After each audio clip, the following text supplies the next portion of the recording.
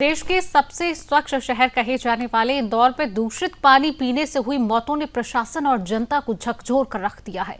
इंदौर के भागीरथपुरा क्षेत्र में अब तक 8 लोगों की मौत की जानकारी सामने आई, जबकि सरकार ने आधिकारिक तौर पर केवल 3 मौतों की पुष्टि की है। मृतकों में पुरुष और महिलाएं दोनों शामिल है। शासन के अनुसार नंदराम 70 साल इनकी उम्र है, उर्मिला की 60 साल और ताराबाई कोरी 70 साल की मौत डायरिया से हुई। वहीं स्थानीय स्तर पर अन्य 5 मौतों की भी जानकारी दी जा रही है, जिससे क्षेत्र में एक दहशत का माहौल है। इस घटना में अब तक 111 मरीज अलग अलग अस्पतालों में भर्ती हैं, जबकि सैकड़ों लोगों को उल्टी, दस्त, बुखार और पेट दर्द जैसी शिकायतें हुई हैं। वर्मा हॉस्पिटल में 30, ईएसआईसी हॉस्पिटल में 11, एमवाईएच में 5, त्रिवेणी हॉस्पिटल में 7 और अरविंदो हॉस्पिटल में 2 मरीज भर्ती हैं। अन्य अस्पतालों में भी मरीजों का इलाज लगातार चल रहा है। कई मरीजों की हालत में सुधार होने पर उन्हें डिस्चार्ज किया जा रहा है। मामला तब गंभीर हुआ जब सोमवार की रात को मंत्री कैलाश विजयवर्गीय अचानक दिल्ली से इंदौर पहुंचे और वर्मा हॉस्पिटल का दौरा किया। इसके बाद सामने आया कि 150 से अधिक लोग बीमार हो चुके हैं। मंगलवार को दिन भर में 5 मौतों की खबर आई, जबकि देर रात 3 अन्य मौतों की सूचना मिली। जानकारी के अनुसार पिछले 1 सप्ताह से लोग बीमार पड़ रहे थे और पहली मौत 26 दिसंबर को हुई थी। स्वास्थ्य विभाग ने अब तक 2703 घरों का सर्वे किया और करीब 12,000 लोगों की जांच की गई है। 1140 लोगों को मौके पर प्राथमिक उपचार दिया गया, जबकि 18 मरीज स्वस्थ होकर घर लौट चुके हैं। भागीरथपुरा की 15 गलियों में डॉक्टर और पैरामेडिकल स्टाफ घर घर जाकर जांच कर रही। क्षेत्र में 4 एम्बुलेंस तैनात की गई। रात में भी डॉक्टरों की ड्यूटी लगाई गई है। जांच में सामने आया कि चौकी के पास शौचालय के नीचे मुख्य जल लाइन में लीकेज था, जिससे दूषित पानी पेयजल लाइन में मिल गया। इस लापरवाही के चलते जोनल अधिकारी, पीएचई विभाग के 2 अधिकारियों पर कार्रवाई की गई। मुख्यमंत्री डॉक्टर मोहन यादव ने मृतकों के परिजन को 2-2 लाख रुपए की सहायता राशि देने की घोषणा की। फिलहाल 50 टैंकरों से क्षेत्र में साफ पानी की आपूर्ति की जा रही है और दोषियों पर सख्त कार्रवाई के निर्देश भी दिए गए हैं।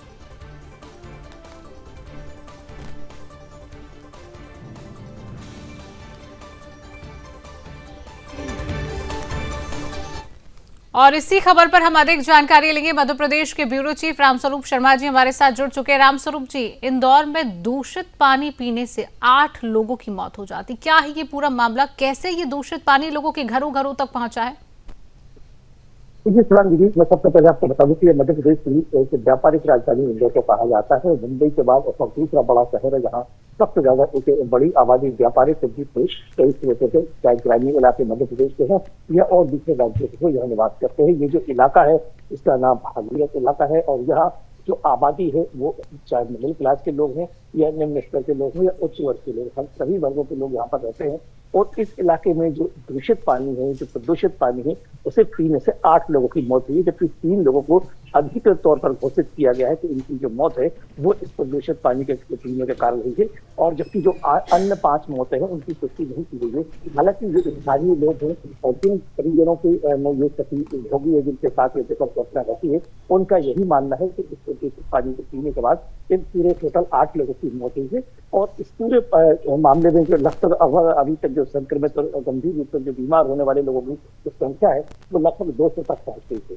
इंदौर के निजी और जो सरकारी अस्पताल है उनमें लाइन लगी हुई है और एक डर की स्थिति उस पूरे एरिया में बनी हुई है, क्योंकि लोगों को ये लग रहा है कि कहीं ना कहीं वो भी संक्रमित हो सकते हैं और उनके अंदर भी उस प्रदूषित पानी का असर हो सकता है। तो एक तरफ जहां मरीजों की तादाद अस्पतालों में बढ़ती चली जा रही है, दूसरी तरफ जहां परिजनों ने अपने परिजनों को खोया है, वहीं जो अस्पताल है उनमें मरीजों की संख्या बढ़ रही है। क्योंकि ठंड का मौसम है, ऐसे में और भी जो सीजनल बीमारियां होती है तो अस्पताल के ऊपर भी एक दोहरा दबाव पड़ रहा है। क्योंकि ये जो परेशानी है ये एकदम से आई है तो स्वास्थ्य प्रशासन जो है, स्वास्थ्य विभाग जो है, उसको भी एक खासी परेशानी का सामना करना पड़ रहा है। और जहां तक आपने सवाल पूछा है कि कैसे ये पूरी समस्या जनरेट की इंदौर में, तो शौचालय का जो पानी था, सीवेज का जो पानी था, वो पेयजल की सप्लाई से एक चौकी के पास में कनेक्ट हुआ और वो जो गंदा पानी था टॉयलेट का, वो लोगों के घर तक भी गया। उस पानी को लोगों ने पिया, उसके बाद हम गंभीर रूप से बीमार हो गए और उन्हें फिर डायरिया जैसे लक्षण सामने आए, जिसमें उल्टी, दस्त, बुखार और जो दूसरी कई बीमारियां हैं वो सामने आने लगी।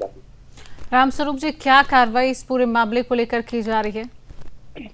देखिए, इस पूरे मामले को लेकर मंत्री कैलाश विजयवर्गीय मौजूद थे उस समय जब ये पूरा हादसा हुआ। उसके बाद तत्काल इंदौर आए और पीड़ित परिजनों से उन्होंने मुलाकात की, वर्मा हॉस्पिटल पहुंचे, वहां लोगों से मुलाकात की।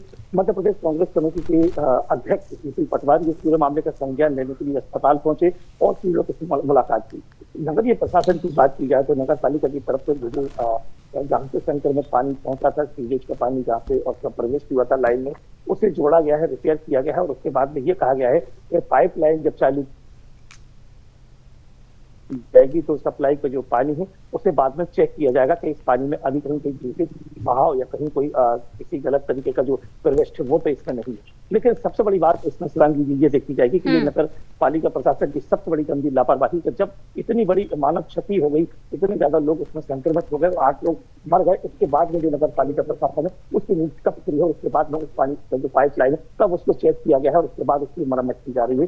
तो इस संभावना से भी चाहे अब मध्य प्रदेश की व्यापारिक राजधानी इंदौर की बात हो, भोपाल की बात हो या पूरे देश भर के और जो बड़े शहर हैं, उन सभी जगह इस चीज को लेकर एक नया विचार खड़ा हो गया है कि वो जो प्रतिदिन पानी पीते हैं उस पानी में भी कहीं सीवेज के पानी के कुछ अंश तो नहीं पहुंचते। रामस्वरूप जी, एक बड़ा सवाल खड़ा हो जाता है कि इंदौर को सबसे स्वच्छ शहर माना जाता है। जब भी एक आंकड़ा निकाल के सामने देखते हैं तो सबसे पहले कितने वर्षों से इंदौर का नाम ही सामने आता है। लेकिन अगर इंदौर में ऐसी घटना हो जाती है जो सबसे स्वच्छ शहर माना जाता है, वहीं लोग दूषित पानी पीने की वजह से अस्पतालों का सहारा ले रहे हैं, मौत का आंकड़ा सामने आता है, तो प्रशासन को सख्त होना पड़ेगा और कार्रवाई करना पड़ेगी इन लोगों के ऊपर जिस की वजह से इस तरीके का मामला सामने आया।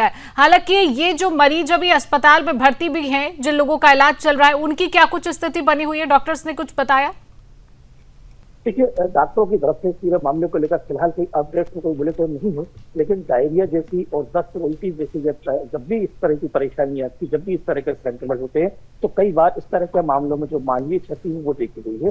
तो जो मरीज है उनकी स्थिति कुछ की सामान्य हो सकती है, क्योंकि बड़ा आंकड़ा है बताया जा रहा है तो 170 से 176 80 हो सकते हैं, लेकिन ये आंकड़ा 200 से 250 हो सकता है या उससे भी ज्यादा हो सकता है। कुछ ऐसी बीमारियां रहेंगी जो लंबा असर छोड़कर जाएंगी और उनसे जो व्यक्ति है, जो मरीज है, वो मुझे लगता है कि आने वाले 6 महीने या 1 साल तक सर्वाइव कर सकता है, या उसके बाद वो यदि संक्रमित होता है तो अगले 2 महीने 3 महीने के बाद ही उसके साथ किसी तरह की आपकी घटना हो सकती है।